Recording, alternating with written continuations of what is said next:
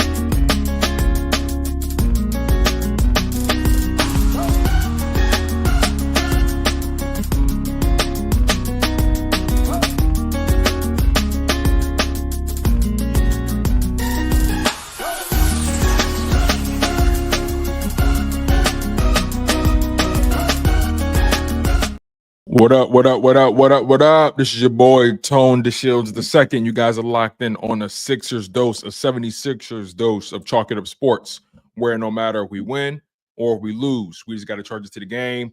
Really grateful to be here in the presence of you guys. Thank you guys for supporting the show. Thank you guys for supporting the network. It goes a long way. Make sure you guys, as always, smash that like button. Make sure you are subscribed to the show. It means a lot, man. It means a lot. We've been building this platform for quite some time. It's been many years in the making, and you guys have stuck with me through the ups, the downs, through all the turbulence, through the inconsistencies, and here we are, man, and we got our foot on the gas, and we are not stopping. So thank you guys for locking in on the content, man. Make sure you guys smash that like button, get comfortable, kick your feet up, get your snacks. You feel what I'm saying? Make sure you got your bevs.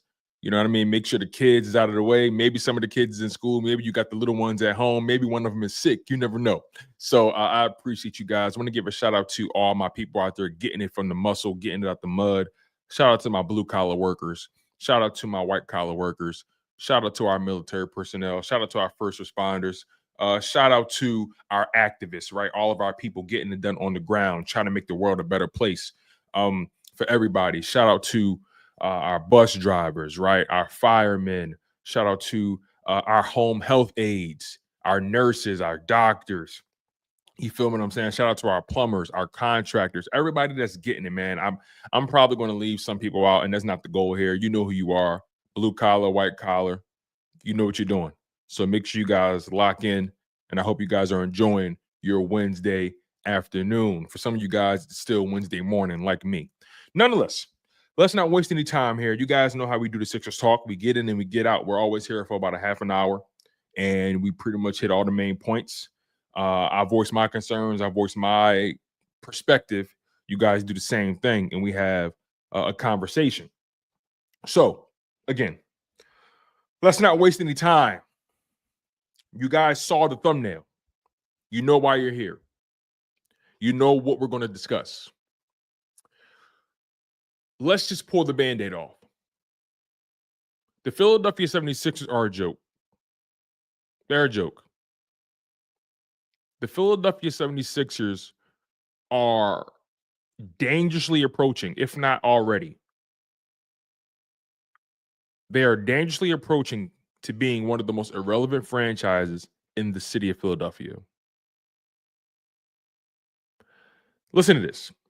So, as we all know, we've been privy to the team meeting that the Philadelphia 76ers had, and we all know about the story with Tyrese Maxey calling out Joel Embiid for a couple reasons, but most importantly, Tyrese Maxey addressed the team and addressed Joel Embiid. And according to Shams Charania of ESPN, the Sixers held a team meeting, and Tyrese Maxey called out Joel Embiid for being late for everything and challenged him to be on time for team-related activities.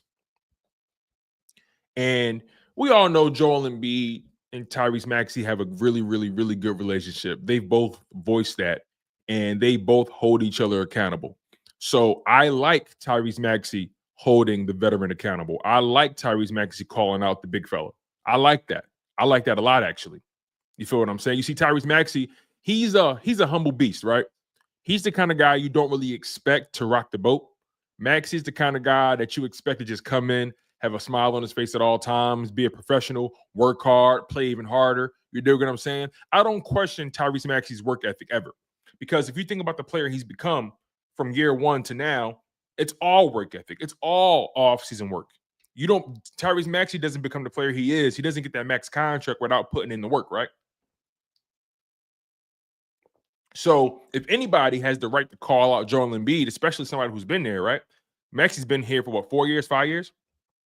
If anybody that has the right to call out Joel Embiid, it's Tyrese Maxey. But here's my problem, though. I have a few problems, but I'm going to do my best to try to stay as on task as I possibly can. Because, again, I have a few issues. A few. But I'm going to try to address them in a comprehensible order. For one, why are we hearing about this? Why am I, someone who's not connected to the Sixers organization, someone who's not in the building, someone who was not in the team meeting, why am I hearing about this? There's no reason under the sun why the public, the national public, should know what's going on in the private team meeting. Now, we hear that teams have team meetings all the time, but we never really know what's said, right? I mean, sometimes we can put the pieces together. If a team is on a crazy losing streak, you can probably assume or surmise that they've addressed the losing streak, or maybe what guys are doing or not doing, right? But we never really hear specifics about what's said. But only in Philadelphia, only with the Sixers, do you have leaks in the locker room. You have leaks within the organization. And I'm going to be honest. The issues, or the Sixers rather, the Sixers have much larger issues that goes far beyond their 2-11 record. It does. As a matter of fact, their 2-11 record is a microcosm of a larger issue, if you ask me. Because there's no reason this team should be 2-11 in the Eastern Conference under any circumstance. There's no reason this team should be 2-11. I'm sorry. I'm not jacking it. I'm not buying it. Because if they were coached well, if everybody was pulling in the same direction, if there was a strong foundation of a culture, they would not be 2-11. But again, their problems go far beyond the record. The record is how do you say it's a symptom of the disease. It's a symptom of the virus. The Philadelphia 76ers have a culture issue. They have an accountability issue. They have a leadership issue. They have a coaching issue, and they have a front office issue. I stand by all that, and I stand on that. I've been keeping up with the Sixers for as long as I can remember. For as long as I can remember. And under no circumstance should this team be as dysfunctional as they are. I feel like there's more dysfunction now than when we had AI. At least with AI, Allen Iverson, I knew what he was. There was no sugarcoating. There was no hiding your hand. He was who he was. And he was there every single night balling. But then we get to this new age, this new look 76ers. And you have a superstar, so we think, in Joel Embiid, who's making buku money, who just received a max extension again. And the new extension hasn't even kicked in yet. They gave him a 3-year extension on top of the one he already has. And this man is not healthy. He's showing up late to meetings. He thinks he's above the team somehow, some way. How can you win with a guy like that? How? How can you win with a guy like that? And look, health aside, right? Because health, sometimes there are certain things you can't control. But I'm willing to bet if Joel Embiid would have taken his conditioning and his health serious in the offseason, he probably wouldn't have as many issues as he has today. That's a hypothetical. That's an assumption. I'm willing to wear whatever comes with that. That's an assumption. But it's an educated one. My man Shizzo with the $4.99 super chat, he says, I'm out on Joel Embiid. He has a losing mentality, and he isn't a leader. Shut him down, trade him in the offseason, tank for Flag, and build around Maxey and Flag. Listen, I don't know about the Cooper Flag part, but not saying he's a bad player, but I just don't know if they can land him. But as far as being out on Joel Embiid, listen, I've always been on the fence with Joel Embiid for the past handful of years. I've always been on the fence with Joel Embiid. Always. And there are games where you say to yourself, you know what? I see why they keep him. But then you have stretches where you're like, damn, he can't stay healthy. Or damn, he's not a difference maker. You feel what I'm saying? And thank you for the super chat, Shizzo. I appreciate it, man.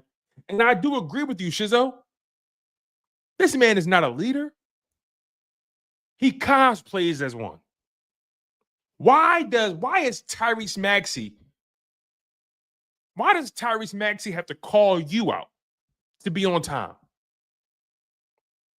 Why does Tyrese Maxey have to let you know that your attitude, the way you carry yourself, is affecting not only the team, but it's affecting everybody else in the building? But again, Joel Embiid's character, everything that he represents, right? Basketball related, not off the court. Basketball related. Everything he represents that's basketball related, you can't win with it. You can't win with it. Because again, the record, the way Joel Embiid carries himself, those are symptoms. Those are symptoms to a much larger issue, to a much larger virus, to a bacteria, to a sickness that exists within the Philadelphia 76ers organization. They are not winners. They do not care about winning. And I'm tired of being convinced or played like they do. I'm tired of it. Joel Embiid doesn't get this far if people hold him accountable in that organization. But then again, you got to ask yourself, we should have saw this coming. When you decided to extend Ben Simmons and give him a max contract when he refused to develop a goddamn jump shot. We should have saw this coming. We should have saw this coming. We should have saw this coming. We should have saw this coming. When an organization doesn't hold its stars accountable when it comes to Joel Embiid, they don't hold him accountable when it comes to his conditioning and his health. When it came to Ben Simmons, they didn't hold him accountable when it came to his player development. We should have saw this coming. You see, when Ben Simmons was here, Joel Embiid was able to hide his hand. You see, Ben Simmons was so annoying that Joel Embiid was a breath of fresh air. Think about that. Like, really think about it. Take time to really think about what happened around that time. Ben Simmons was such a thorn in our side that we settled for whatever Joel Embiid gave us. Is that true or not? We got 31 people on the live stream. I'm asking y'all now. When Ben Simmons was here, he was so fucking annoying. We were satisfied with whatever Joel Embiid gave us.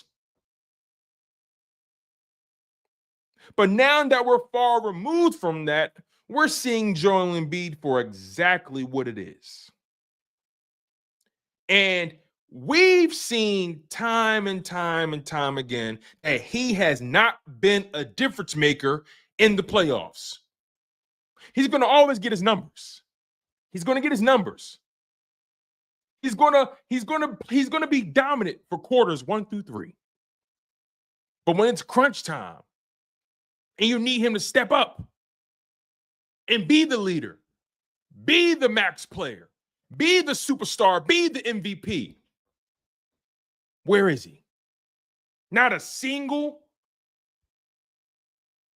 Eastern Conference berth, not a single opportunity to get out of the second round. Not once. Not once. So again, right? You know, I am very pissed off. I am very pissed off that we are even privy to what went down in that meeting. I'm very angry about that.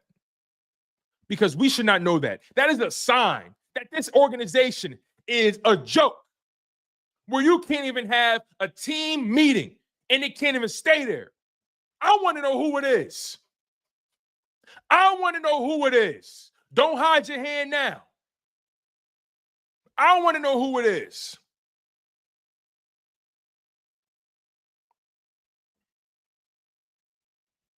Shizzle Flex with the $4.99. Thank you, brother. He says, the Sixers are flawed.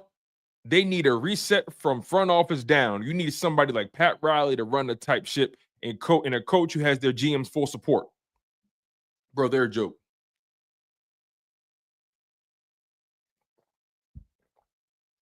They're a joke. Thank you for the super chat, Shizzle. I agree with you 100%. I wanted to trade Joel Embiid 2 years ago. You know, I wasn't really doing Sixers content like that back then, but I wanted to trade Joel Embiid a few years ago. I really, really did. I really did. Because at that point, his value was at its highest. His health wasn't the biggest non-starter in negotiations, right? People saw how dominant he was, and they say, you know what? All right, I can live with whatever comes with that. I just got to get him to the playoffs. But now, good luck trying to sell him. Good luck trying to trade him at any point if you decide to do that. Good luck with the max contract coming up, with the injuries, how he looks. We're stuck with him. They're not trading that man. Who's going to trade? Who's going to trade for that man? Who's going to trade for that man? Somebody tell me. Who? I wouldn't. I wouldn't trade for Joel Embiid if I was another organization. Why? This team, they have way too many issues that get in the way of competing for a championship. And then when you get into how this team was built, for one, they're old, and for two, they're small. And you know what's so funny? This team was reconstructed from last year. They basically cleaned house last year, except for Tyrese Maxey and Joel Embiid. They basically cleared house. You know, Kelly Oubre came back, obviously. KJ Martin came back. You know, Kyle Lowry came back. But they basically cleared house. You signed Caleb Martin. You brought back Andre Drummond. You signed Eric Gordon. You signed you signed Paul George. You signed Yabusele. You drafted Jared McCain. You gave Embiid and Maxey max extensions. This team was rebuilt. Damn near top to bottom. And quite frankly, they're just a bunch of mercenaries. They're a bunch of mercenaries. Everybody, all of them, except for Maxey and Embiid, because they were drafted here. But everybody else, and McCain, right? McCain is obviously not. But everybody else, the Paul Georges and the Caleb Martin and the Kelly Oubre and Andre Drummonds and they're mercenaries. And nobody owes anybody anything. Nobody is invested in each other. Nobody is invested in the one thing. You got a bunch of people, you got a bunch of mercenaries making millions of dollars. They don't give a damn. They don't care. They don't care. I wouldn't be surprised if that leak came from one of the new guys. I wouldn't be surprised. I wouldn't be surprised. They should be embarrassed. The Sixers organization should be embarrassed. And it starts at the top.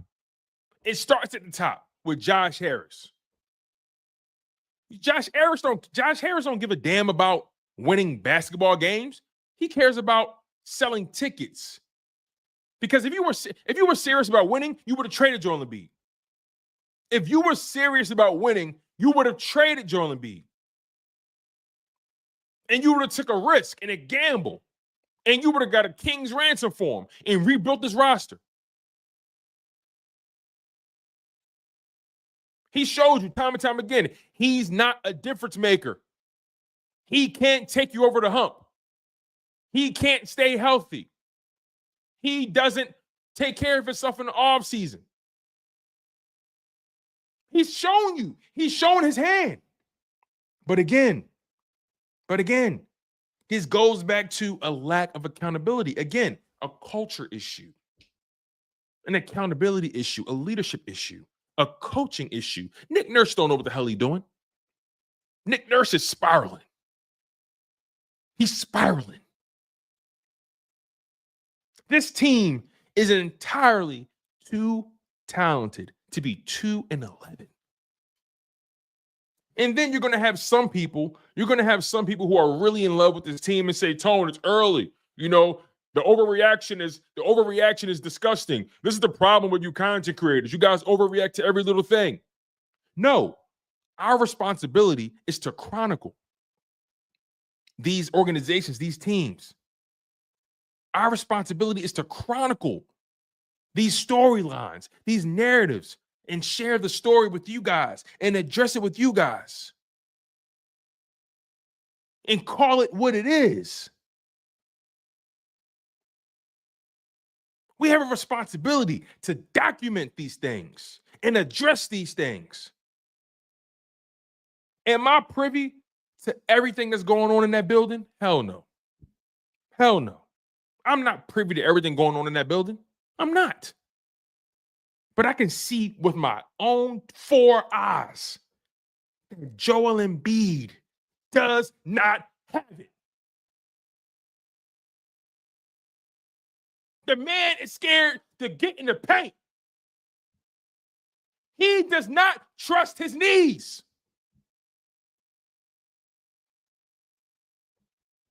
What are we talking about? What are we talking about?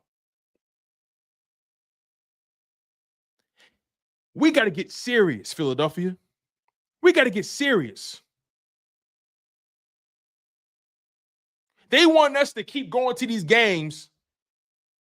They want us to keep investing in season tickets and investing in the merchandise and the jerseys and the tickets and the parking and the concessions. And they're about to build a new Sixers arena downtown in Chinatown. They want us to be invested in that, but they don't care about winning.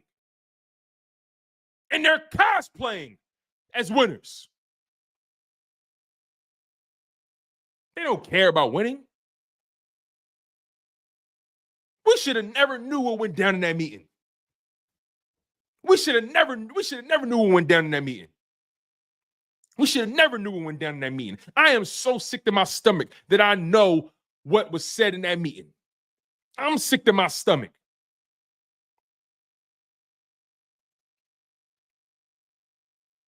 Ferno Son says, y'all going to replace Embiid with who? I don't give a damn. Somebody that'll stay healthy. Somebody that'll play hard. You see, here's the thing, right? We've seen on so many different occasions where teams take a risk and they trade a star and they leverage him for draft picks and they leverage him for role players and then they rebuild the roster.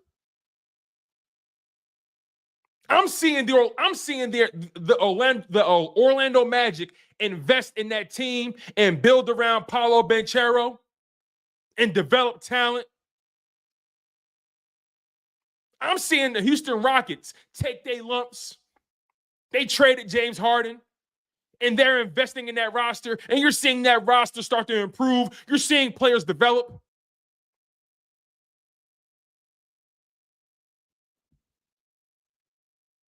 I don't understand. It don't matter how many years it takes. You do what it takes to get to greatness.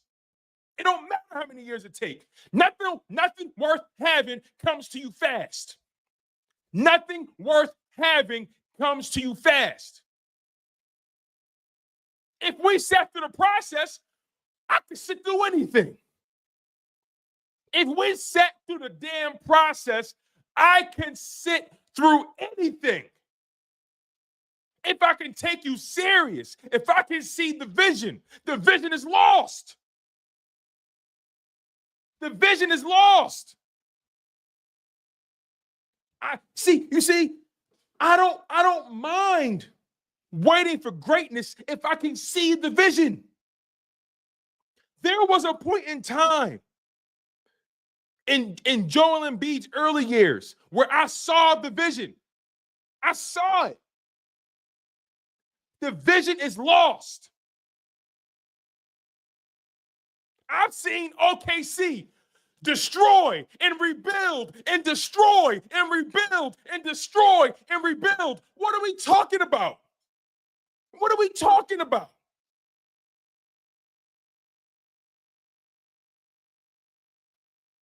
I don't care about Cooper Flag right now.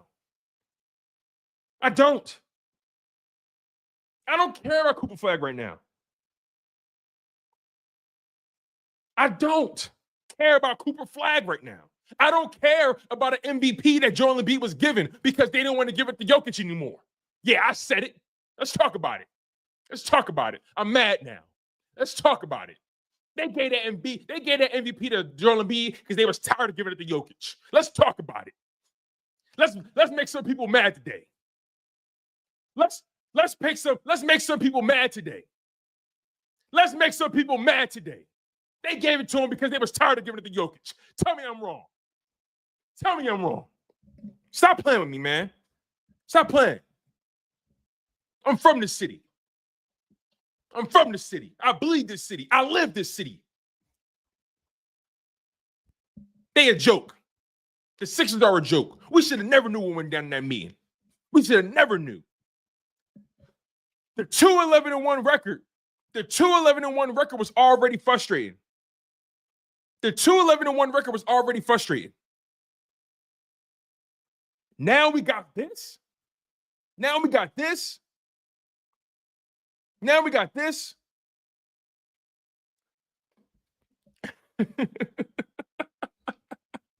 Yo, I could tell Furno. I could tell he don't care about winning. I could tell he only cares about watching highlights. I could tell he only care about wearing his favorite team, his favorite player jersey. You know, I could tell he don't really care about winning. I could tell. He don't. He's not a winner. He's not a winner. He's not a winner. He's not. Because he accepts what Joel Embiid has done. He accepts it. He's cool with it. He's cool. He belongs in the Sixers organization. He belongs on staff. He belongs on staff. Because he's okay with mediocrity. He's okay with what's going on right now. He's talking about MVPs. He's talking about who you going to get for Joel Embiid. Well, nobody now because he asked. Because he can't. Yo, are you seeing this man? He can't move. He can't move. He can't. Yo, are we seeing this right now? He can't move.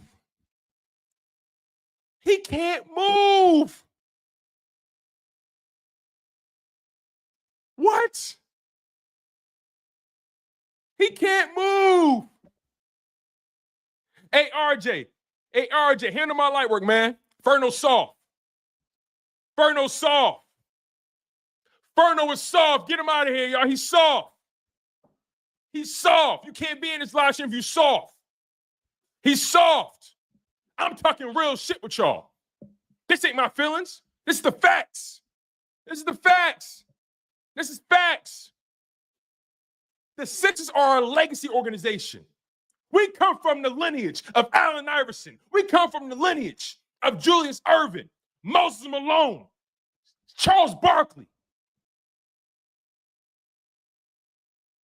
Come on, man. They tried to tell AI, they wanted to talk to AI about practice, but he balling out every damn game, showing up. The only one. Come on, man. Come on, man. The point is, the difference is, I knew AI was dedicated. AI been to a finals, carried a team to the finals. What are we talking about? Let's keep it real. At least AI carried him to a finals. Julius Erving, Moses Malone won a championship, knocked out the Lakers. Fuck is you talking about? What are you talking about? Talking about they ain't won. What are you talking about?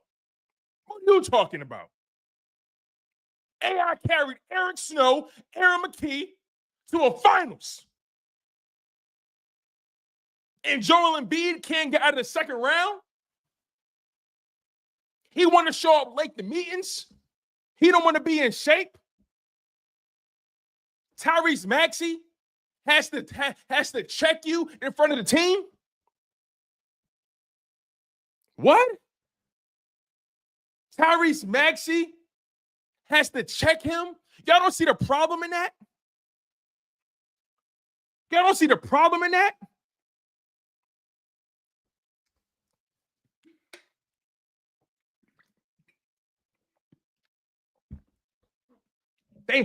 The whole point of my rant, the whole point of my frustration is to get across that they have a culture issue.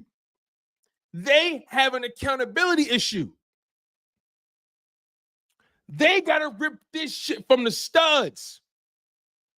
What we're seeing right now, this is a symptom. This is a symptom of issues that we already knew existed, but we ignored it and we overlooked it because Joel Embiid would mesmerize us with his game and all that kind of stuff. I've watched this man, Joel Embiid, disappear in back-to-back playoffs. I've seen this man get hurt in back-to-back playoffs. After a certain point, you got to make a change and you got to take a risk and you can't be scared. I say again. I look at OKC, who's destroyed it and then rebuilt it, and destroyed it and then rebuilt it again. They not afraid to pull the trigger. They not afraid to trade a star. That's what I'm trying to get across to you guys. That if you do this right and you get the right people in the building, you can build something special. But you don't have the right people in the building because guess what? You can't even have a conversation with somebody and hope that it stays there. That's a basic level of loyalty. Basic level. That's the foundation of loyalty. If I say something to you, I can believe and trust that it can stay there. Think about that. There's no loyalty in the building. How can you win a championship with no trust in one another? How can you win a championship with no loyalty? Now, everybody gonna be walking around that building trying to wondering, who the hell said that? How the hell does Shams of ESPN know what went down in our private meeting? And I know who was in the meeting. So now I want to know which one of y'all did it. This isn't one of those things that goes away. This is something that's going to follow them all season. You want to know why? Because at the end of the day, every day, they're going to be walking around. Who the hell said that? Who said that? Who spilled the beans? Who leaked that information? Who revealed this? Think about it. It's not going to go anywhere. It's not going to go. This is going to follow you. You can't win a championship without trust. You can't win a championship without loyalty. You can't. You can't. And this is why the Philadelphia 76ers are approaching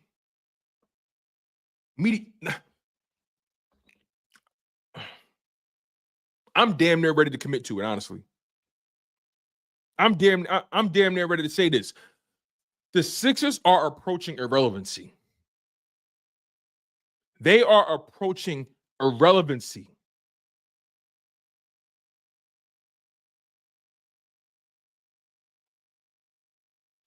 They are approaching irrelevancy. I hate that I'm about to say this, but I stand on it. The Philadelphia 76ers are the Dallas Cowboys of the NBA.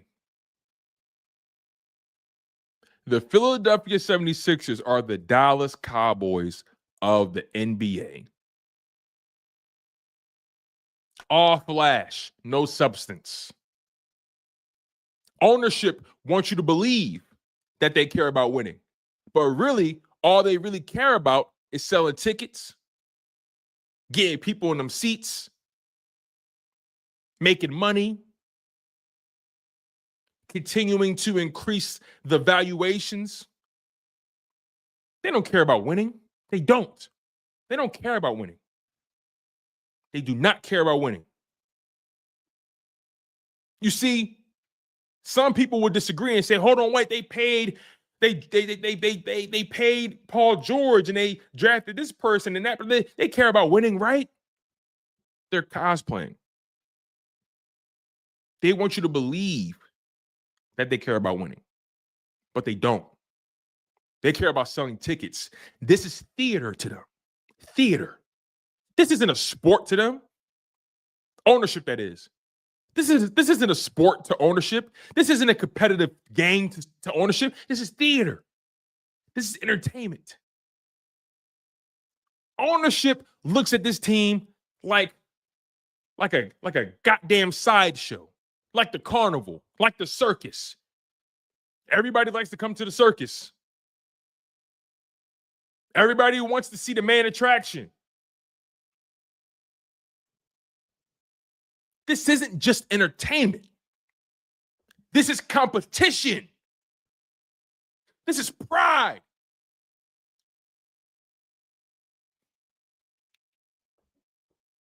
They're a joke. And I feel bad for Tyrese Maxey. I feel bad for Jared McCain. Those are the only two players I feel bad for. I feel bad for Tyrese. I really do feel bad for Tyrese Maxey. And I really feel bad for Jared McCain. I really, really, really, really do. I really do. And guess what? If Tyrese Maxey ever requested a trade, I wouldn't be mad at him. If Jared McCain ever requested a trade at any point in his career, I wouldn't be mad at him. I would understand because you see it now. You see it. You see it that they don't care about winning. They don't care about work ethic. They don't hold players accountable. They don't.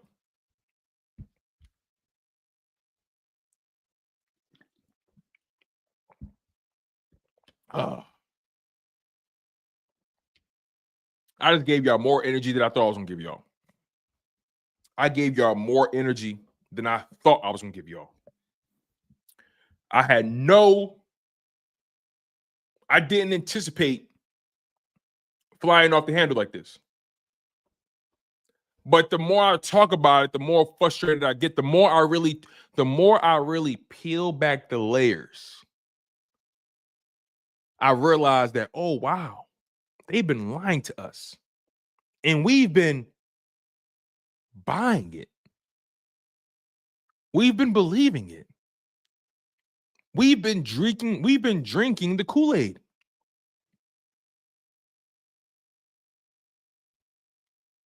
I'm a victim of it. I don't want you guys to think I'm pointing a finger at y'all. I'm a victim too. We're victims. We're victims to this abuse. This is abuse. We're victims. And sometimes when you're a victim, you don't realize it yet. But we're victims, you guys.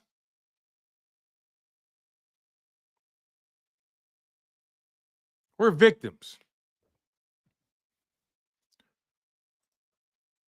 RJ, my man RJ says, that explains why when the stars don't play, the entire team play harder. Look at the Cavs game. They play with urgency. Agreed, 100%. 100%. I noticed it too, by the way. I noticed it too. Joel Embiid is a ball stopper. He slows down the game. RJ, I feel you. I feel you on that. And then Nick Nurse. Jason 18 says it's Daryl Morey telling Nick Nurse who to play, I swear. Even beyond that, though, right? Nick Nurse. What are you doing? Are you even coaching? If Nick Nurse was any kind of coach, that team would not be 2-11. They would at least be 500. At least. Let's really think about who they've lost to. And here's the thing, right? It's not like, you know, that 2-11. It's not like that's a strong 2-11, right? You know, look, it's an 82-game season, right? And it'd be different if we looked at this team and we saw these guys going hard and dedicating everything, and they were just getting outmatched, right? Or out talented, right? It'd be different if they were in every game and they just lost about 2 points there, 4 points there, 6 points there, right? It'd be different if they were in every game. It'd be different if they were in every game. But they are getting blown out game after game after game, which tells me their issues go far beyond talent. Their issues are coaching related. Their problems are culture related and dedication related and hustle related.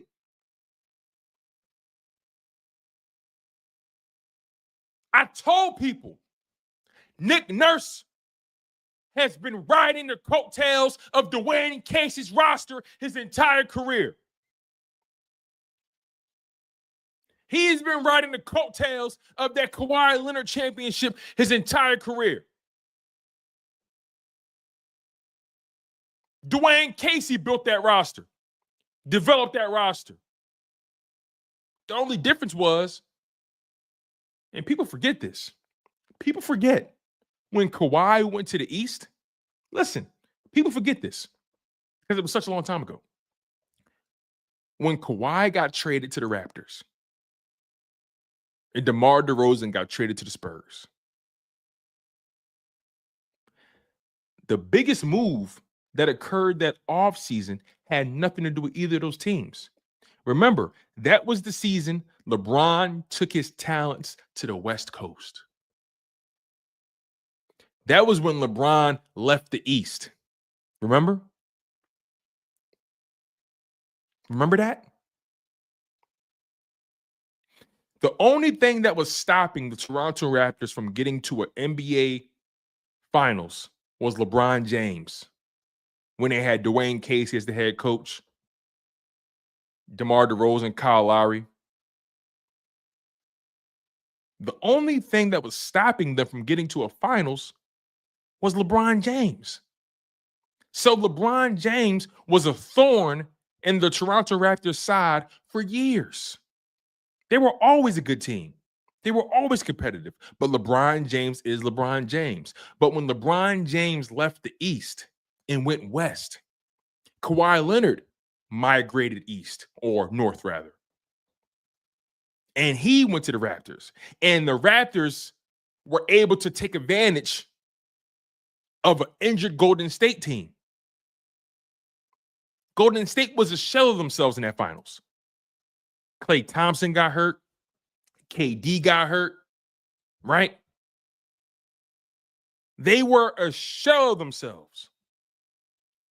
So Kawhi Leonard and those guys and Nick Nurse were able to coast to a championship.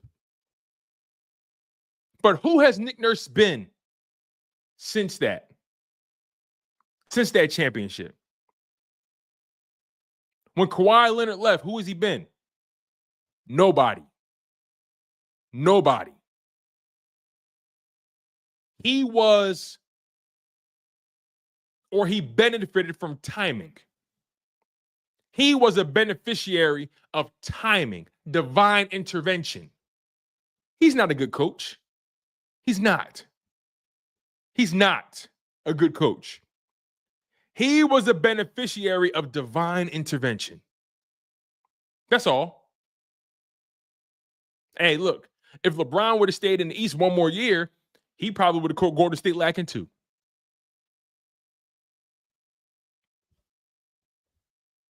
Look, man, I was watching that Miami game, and there was a point in the game where the Sixers were up 19 points in the second quarter. And then somehow, some way, they allowed the Miami Heat to have a strong ending to the second quarter and go into halftime only down by 3. And then somehow, some way, by the end of the game, the Sixers lost by 17 points. How? How do you have a 19-point lead at halftime or before halftime and you lose by 17? Joel Embiid was awful.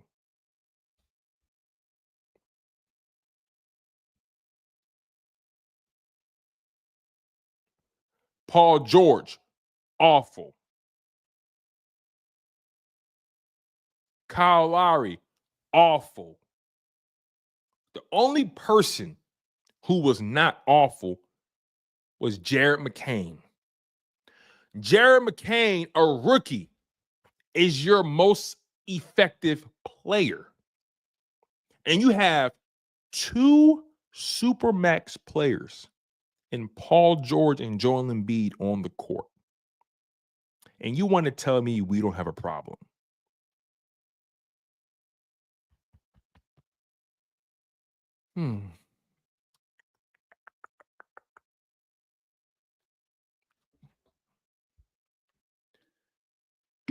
Huh.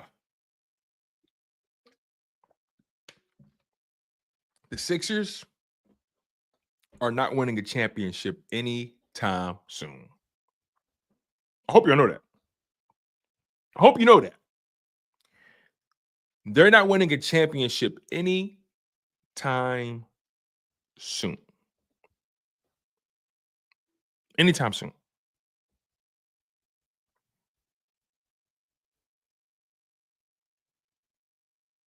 Nah. I'm not buying the fake PG hype. Listen, let's talk about who Paul George has been. Let's do it. No, let's do it. We're here now. Let's do it. Let's do it. This is Paul George's numbers. Let's do it. We here. Let's check this out. Because, by the way, my brother's in the live stream. Aunt Boogie is my blood brother. That's my little brother. That's my brother. Like, blood brother. Same mom, same dad. That's my brother. He said PG the only one balling outside of McCain. What you mean he chilling? That's the fucking problem. He chilling. He not balling. Let me show you something. Let me show you something. Check this out. Let's go through this. Let's go through this real quick. So, as of right now, these are his numbers. This is Paul George. This is what he's done. This is what he's done. This is what he's done. Look, these are Paul George numbers. This is what he's done. Is that balling? Somebody tell me. Is that balling?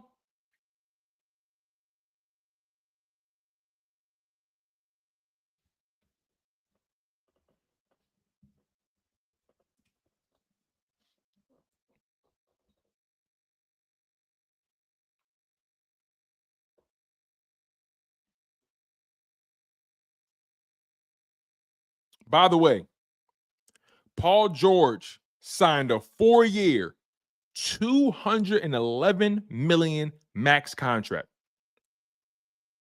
Does that look like $211 million worth of play?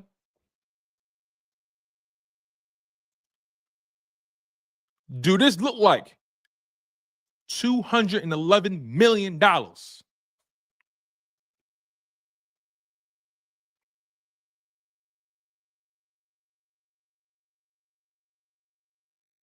$211 million. Tobias Harris gave you this.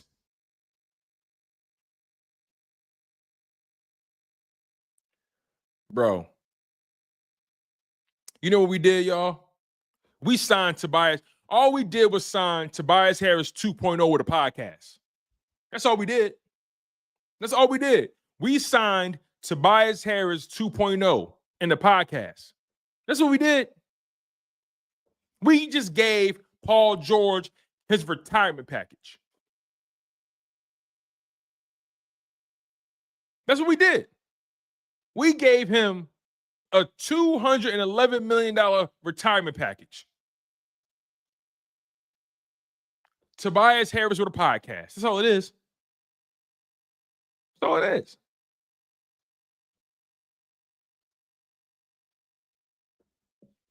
I'm sorry, man. I'm sorry. I can't accept it. I just can't. I just can't. I just can't. Lolo Jones says that's what the market demanded, right? I don't give a fuck. I don't care. I'm not saying paying pennies. My problem is he's not playing up to the contract. All right. If anybody has followed me long enough, you know I don't count pockets. If anybody knows me and has followed my content, I don't care what these guys are making. I never make it about what they're making. I normally never do. If anybody has any sort of experience following my content, I don't make it about the money. Because at the end of the day, the market is the market. I'm never one to argue against the market. Never. If you follow me in any capacity, you know I'm always respectful of the market. Always. If that's what his services dictated in the market, then you pay a premium for that. But here's the problem. He's not giving you service. He's not giving you any service. I don't care about what he's making. I care that he's not living up to what he's making. Does that make sense? Does that make sense? I don't care about how much he's making. I care that we're not getting our money's worth. Did that make sense? Somebody help me. Am I off? Am I off? Am I unhinged? Am I being irrational or illogical? Am I being emotional? Yes, I am being emotional, by the way. Yes, I am. You can't do content without emotion. The way I do it, at least. Listen. Hey, listen. You know what they say? You know what they say to these players sometimes? They say, listen, I want you to leave it all out there on the field. I want you to leave it all out there in the court. Listen, when I do content, I'll leave it all out there for y'all. I'll leave it all out there. I give a piece of me every time I'm in front of this camera because I want you to feel me. I don't want you to just watch me. I don't want you to just listen. I want you to feel me, son. I want you to feel something when you rock with me. Either you're going to love it or you're going to hate it. Either you're going to agree or you're going to disagree. Either you're going to respect it or check it. That's all. I'm not here to mail it in. I'm not here to act too cool. I'm here to give y'all me. I'm here to give y'all my all. Unlike some people within the Sixers organization.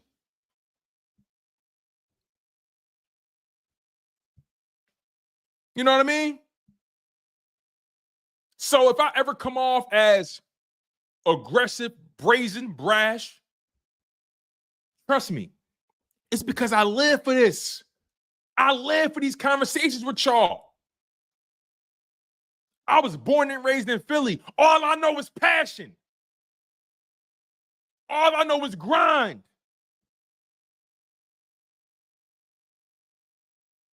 I've seen too many people that I love had to get out the mud, had to find a way to crawl from the bottom. I'll be damned if I mail it in. I'll be damned if I mail it in. So there will be times where you feel like, yo, Tone, you off your rocker, cuz. There's going to be time when you guys say, damn, Tone, I ain't gonna lie, you going in right now. Hey, it's going to be times where I say, Tone, I don't really agree with you, but I feel you, though. I don't agree with you, but I feel you. I can respect that. I can respect that. I can respect that. Hey, Tone, we don't agree, but I feel you. That means I won. That means I did my job. So again, back to the Sixers. They are 2-11. And we're going to close the show with this. They've played 13 games. That means 69 games are left. Do the Sixers have a chance to get their record to or above 500? Yes, they do. There's plenty of games left for them to turn it around. That's a fact. There's plenty of games left for them to turn it around. But that begs the question, do we trust or do we believe that they can turn it around? Because we have yet to see this team at full strength, right? We've yet to see this team at full strength.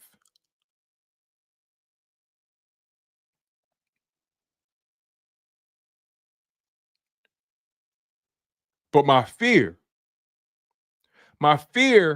is that we will not be able to see the big three and Maxey, Embiid, and Paul George play enough games together to the point where their chemistry is solid. My fear is that we will never see the finished product of what this team could be. My fear is that we will always say, what if, when it comes to this roster? What if? That's my fear. Because I made a declaration. I made a declaration on October 30th, and I stand by this. And I wrote it down here because I don't want to make sure I forget. I wrote here on October 30th, if the Sixers do not get 45 to 55 games minimum with Tyrese Maxey, Paul George, and Joel Embiid on the court together, they will not get out of the second round. And I stand by that because you need chemistry to win championships. Talent doesn't win it. Talent gets you in the door. Talent gets you in the playoffs. Chemistry is how you win it.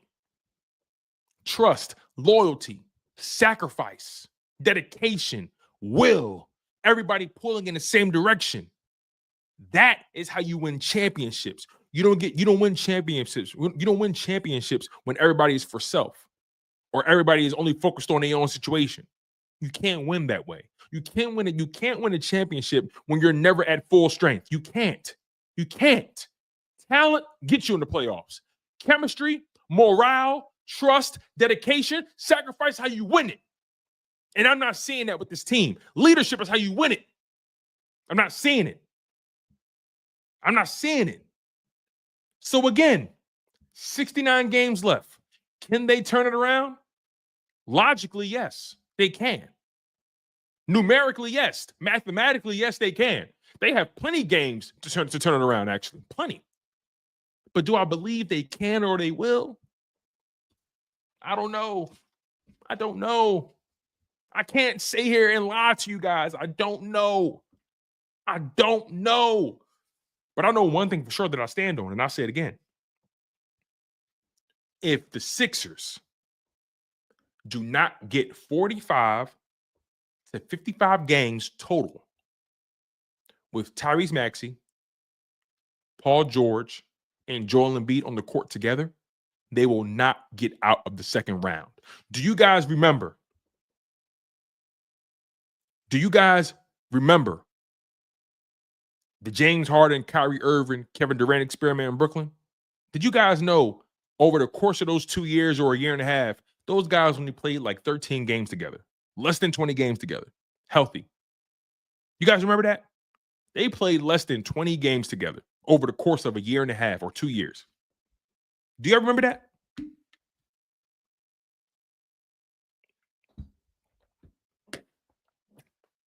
That's my fear for this team. My man S. Blunt, well, Ferno says, do I think Maxey going to step up? I think Maxey going to give his all every game. You see, that's the thing, though. I don't worry about Maxey. I don't worry about Jared McCain. I don't. Those guys are young. They're hungry. I'm concerned about Embiid and Paul George. Where's their hunger at?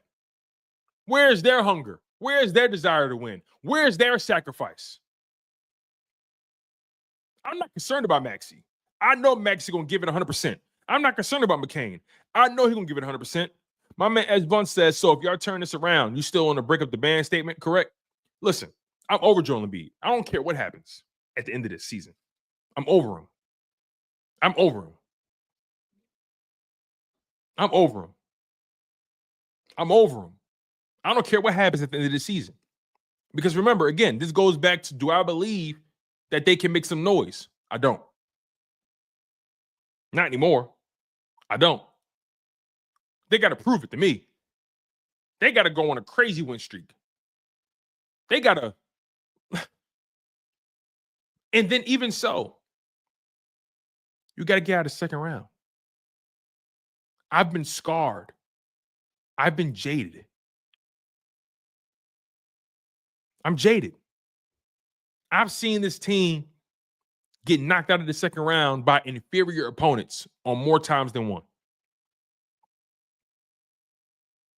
You should have never lost to the Hawks. You should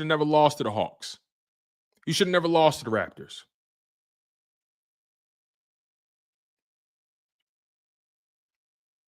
We're stuck with Embiid. We're stuck with Paul George. We're stuck with these guys. They're not going anywhere. We're stuck. So,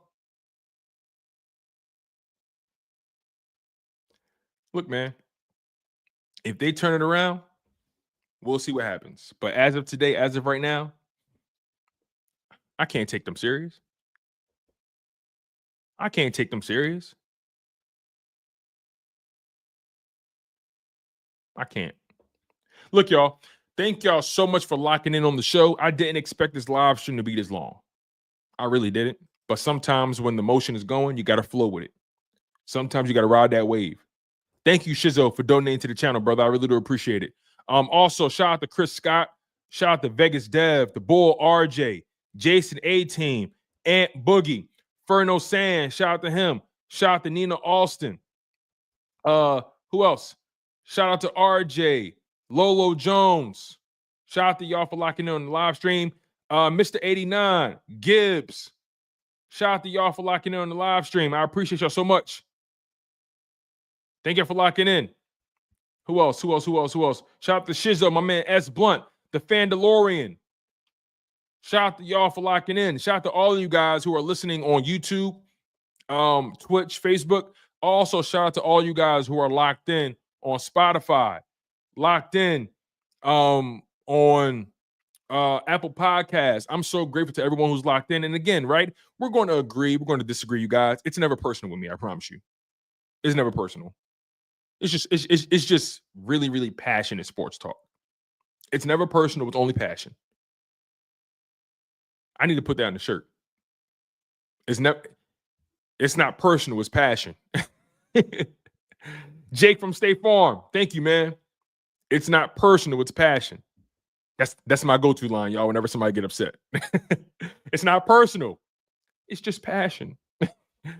Other than that, thank y'all so much for locking in on the show. You guys are truly, truly the bedrock, the foundation of this channel. I am not me without you guys. The show doesn't go on without you guys. So thank you guys so much for locking in on the content. Smash that like button, smash that like button, and smash that like button. Make sure you guys are subscribed. I've been your humble host, your most gracious host, Tone DeShields II. And you guys were tuned into a passionate edition, a Philadelphia 76ers edition of Chalk It Up Sports, where no matter if we win or if we lose, we just got to charge it to the game.